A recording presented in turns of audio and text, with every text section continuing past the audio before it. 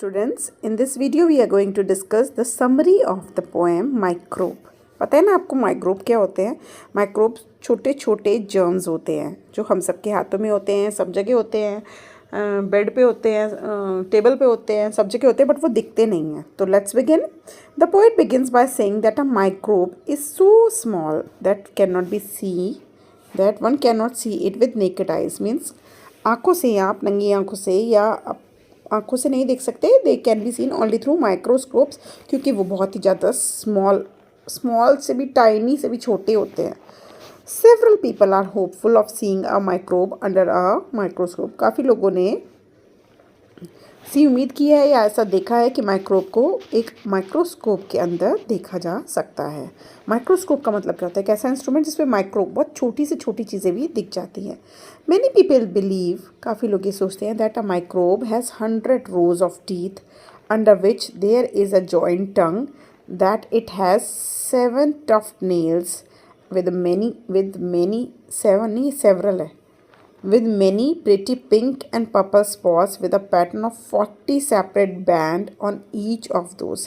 काफ़ी लोगों का ये मानना है या ऐसी कहावतें हैं कि उनके 100 तो दांत होते हैं. तो इतना छोटे हैं, दांत कितने छोटे होंगे इमेजिन ही नहीं हो पा रहा. और जिसमें जुड़ी होती है उनकी टंग, और उन टंग्स के साथ it has several tuft tails, काफ़ी सारी उनकी मूछें होती हैं. With many pink and purple spots, और उन पे पिंक और पर्पल स्पॉट्स हो सकते हैं. इमेजिन कर सकते हो आप कितना छोटा, उसके अंदर इतनी variety. With a pattern of 40 separate band on each of them, और पूंछों में ये भी लगे हुए हैं भाई. And it has a light green eyebrow, और उनकी आईब्रो जो है उल्टा हो गया, लाइट ग्रीन कलर की होती है. Even though nobody has seen these, yes scientist who know such thing so it must be true. हम लोगों ने तो देखा नहीं है भाई, आपने, मैंने, मम्मी ने, पापा ने, किसी ने, दादा दादी, किसी ने नहीं देखा, क्योंकि they are very very very tiny.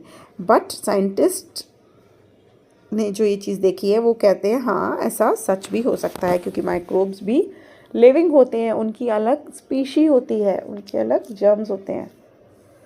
सोच लो अभी तो कितना अच्छा जन्म मिला हुआ है ह्यूमन बीइंग का. अगर माइक्रोब बन गए ना अगले जन्म में तो बड़ी खतरा हो जाएगा भाई. चलो आगे बढ़ते हैं. It was funny thing. चलिए. The poet ends by saying that one must never doubt things that no one has ever seen. इस चीज़ पे हमें डाउट नहीं करना चाहिए उन चीज़ों के बारे में जो हमने कभी देखी नहीं है. The poet calls a microbe he, microbe को ही कहा गया है, ह्यूमन क्वालिटी दी गई है भाई, प्रोनाउन यूज़ किया है. And describes it like an animal और ह्यूमन, और उसे एक एनिमल या फिर ह्यूमन कंसिडर किया है, ही प्रोनाउन यूज़ किया है. He also makes fun of scientists because even though they are supposed to know how a microbe looks like, they can't show them to us.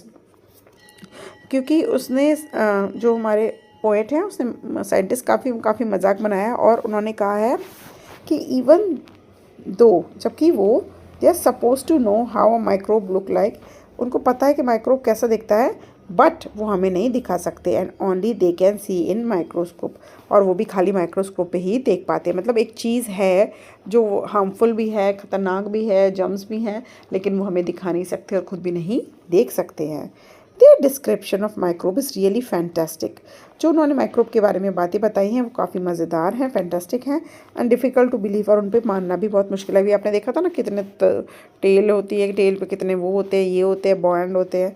Students should know that at a time when Belloc wrote this poem, photographs of such tiny things were not possible.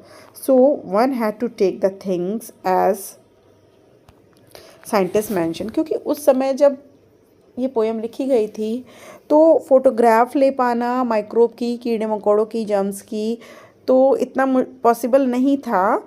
So one had to take the thing as scientist mention. तो हमें इस चीज़ को ऐसे ही मानना पड़ेगा जैसे कि scientist ने हमें, ये पोएट ने हमें इस चैप्टर में बताया है.